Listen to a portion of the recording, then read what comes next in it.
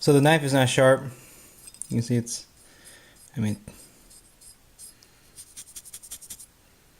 completely dull. It's because I haven't set the edge yet. And but I wanted to show this blade shape is especially good for utility. And we can see here, if you guys are familiar with a knife called the Ulu, it's this kind of knife where you rock back and forth. You can kind of see here. And so basically that's what I'm doing.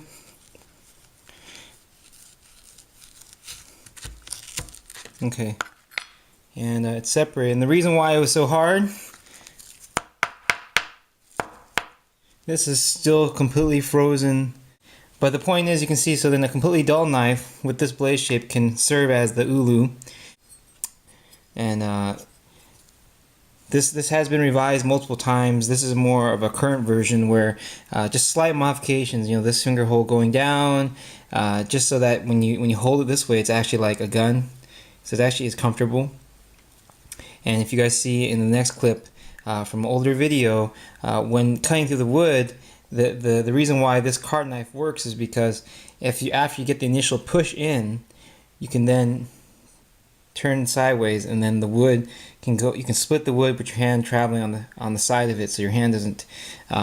Basically, you have all the blade to work with. Your hand doesn't get in the way, and that's why this blade shape's so nice. This handle's so nice that it allows you to use the entire blade. So even though it's just a card knife, it can do quite a lot. So you can see in a piece of ice here, I get the tip in there. Just using a pencil.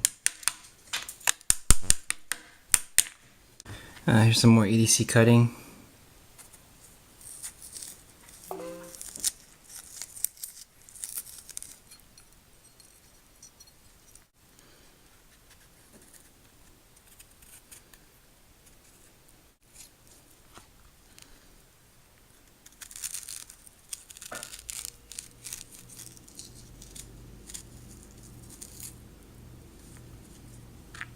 Welcome. Thank you for tuning to NeptuneKnives. I think with this design, there's a lot of complexity to where actually these holes go, and for it to feel comfortable and for you to grip it properly, and for you to maximize within the credit card shape as much grip as possible. But when I make a knife, it's not something I take lightly, and I spend quite a lot of time, go back to it, keep revising it, until finally I come across something. I'll make prototypes, and we'll get further into that. And I've handled many card knives. I've sold the Warren Thomas card knife, I had the Nemesis card knives, I've looked at some of the other options out there.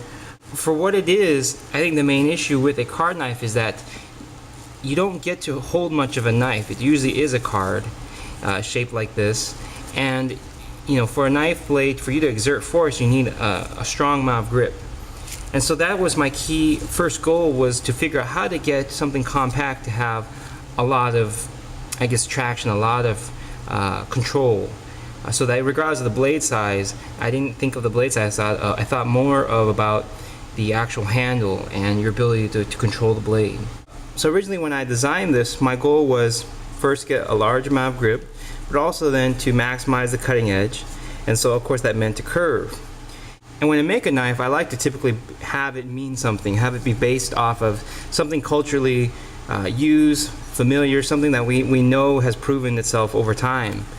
And for example, the Arbeiter's, the Kiradashi, this here is actually based then on a small Ulu knife called a Kima, Q-T-U-U-T. I can't pronounce that, so I'm just going to call it Kima for short. But a Kima basically is a compact, like roughly about this size, maybe a little bit more, maybe half inch more, compact Ulu knife. And the Ulu knife, when I was in Alaska, I had a chance to see the environment and see the tools. And specifically, the Ulu knife, or the Kima, it has this very, very pronounced curvature, kind of like blade right here, that actually sits directly underneath your hand. So when you cut, rather than cutting this way and fatiguing constantly, for example, it pins something. So you don't need a fork, for example. You don't need something to hold what you're cutting. When you cut, you push straight down. So then you don't fatigue your wrist, and it pins what you're cutting against, and you can exert more force. and then the rocking motion slowly breaks in and gets through because of the minimal point of contact each moment. You have that cold weather bone, and obviously something that's frozen that requires a large amount of force to cut through. As for the construction, titanium is the only option, and that is because one, it's non-magnetic, but two, also it provides some flex so that if it's in your wallet and you are a heavier individual and you sit, it won't bend. Through my usage of having my own wallet, credit card knife in it, that my wallet, I don't actually have a traditional pocket like this. I just use a Maxpedition where it just kind of moves around and shifts around. And I haven't had any problem with it bending. Ground where you actually still see the edges of the bevel. I think it's more costly and more time consuming, but if I sit there and first set the bevel and then sand it down to really round it out, it provides much more comfort. So the knife is approximately a little bit over 2 millimeters, and part of that is, of course, because it is a card knife. I'm very concerned that when you're holding such a thin piece of metal in your hand, that it possibly cut into your hand. And so at minimum, I would say 2 millimeters is the option, and 2 millimeters seems to be fine, actually. I wouldn't mind perhaps going to 2.5, perhaps even close to 3. But at that point, you're almost holding a Sebenza blade, and it's much less than something you'd put in your wallet. But that's totally fine with me if someone wants that. These sort of vertical grind lines, and that's on purpose.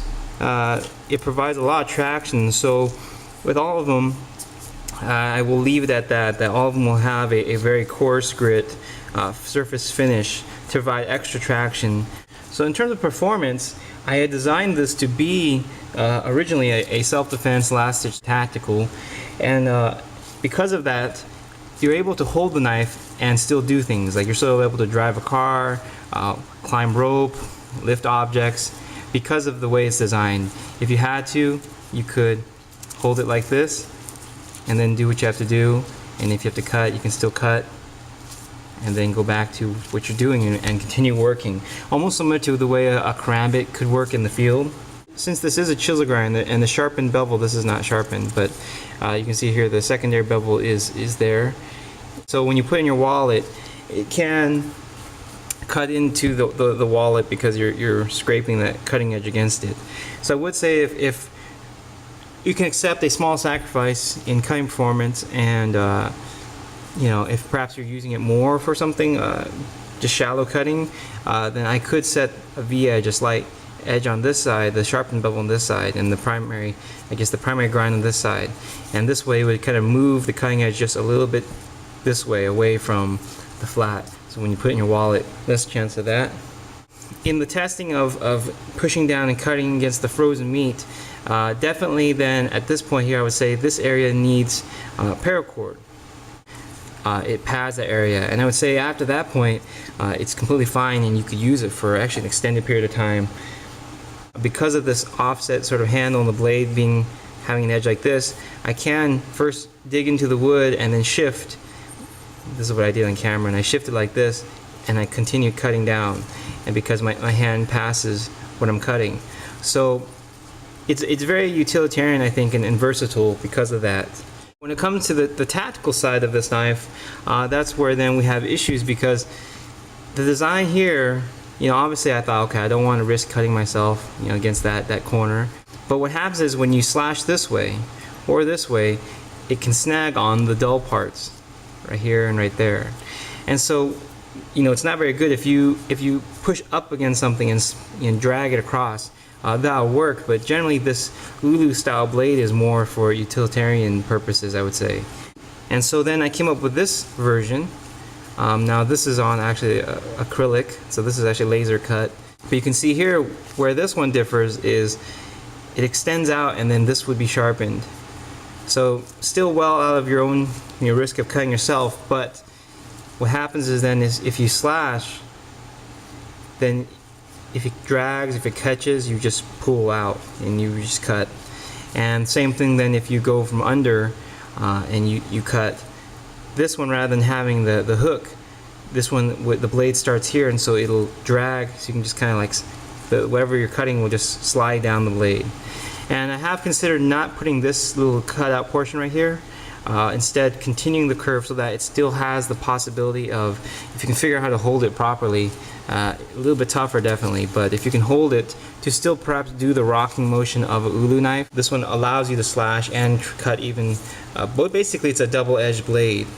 I mean, it's perfect for close range. Obviously it's a short blade, so it's more if you're grabbing somebody, if you're grappling, if for example you were to be operating something and then someone were to get close to you, you could scrape or cut and drag. And you can see here on this design, it's missing the lanyard hole, but that depends. Some people want the lanyard hole. I feel that since it is just a credit card knife, there's no reason for that. Like I said, this one doesn't have the paracord holes for the paracord wrap. But see, the reason why then is when it comes to deployment, some people really like this and would almost prefer this to be a belt knife that you slide into your belt and this part sticks out, or even a neck knife because of how compact it is. And I consider that. I'll do that if someone wants I can do a thin profile Kydex, a very thin one with no hardware, so it's just very slim that you actually just tie a cord to or just slide on your belt, and you can just pull it out and have this to go. And so in that point, sure, if someone wants a lanyard, the lanyard hole is in the position to where if you tighten it, it does help aid, and you can grip it with your pinky. So it's actually, that one actually I've tried, it's quite functional too. And the key thing with the deployment was similar to the Strider SLCC, this idea of a very compact handled knife. It is just a bulk that you slide up and grab. It's almost like holding a medallion or some sort in your hand. And so you move in, it's not hard to get your hand around this portion. The only difference with this one is there's more ergonomics and choils to lock your hand in. Because of the overall size, and depending if someone wants me to flame it, it's quite dark. The knife is not very, it's very discreet. It's not very like prominent, it doesn't really like, you know, it's not very, I guess you'd say, it's more hidden. So I think it's a nice compact little knife. Obviously here is meant to emphasize more handle to the blade so that you have more control. So I definitely always feel a strong amount of grip. In fact, I feel almost like I could bend the knife in my hand. Like I feel like the amount of grip I have is so solid that I can actually, if I want to, just move the blade or bend the card, because it just feels so secure. And it's nice because in those self-defense situations you can grab and still, especially if you hold this way, you can grab and still do what you have to do. If someone's wrestling with someone, if you're operating something, you can have this be perhaps in the hand that you're not using to shoot. And then the max penetration is low. As is, we can see here the cutting edge is, it's just, the hawkbill part is barely, almost just a little bit over an inch. So you're not going to get deep cuts, but if you know the right targets, where to cut, where to pull across, it'll definitely, combined with that hook, be good at, as you say, like self-defense in a close range combat. And I'll show this in video against clothing and meat tests and stuff, and you'll see it's actually quite, it's still really deadly. I'm just saying for it being compact, you still only have roughly a small little blade length. So as I look at the evolution of the card knife, with the paracord wrap, it's comfy enough to continuously use. I'd rather have it than not, and seeing the capability of it, I find that it's a good tool to have. Look forward to other videos, more 7-point review formats, and tactical knife discussions. You can see here, it's more prominent. I want to showcase the vertical grind lines. You can kind of see them, they're dragging across.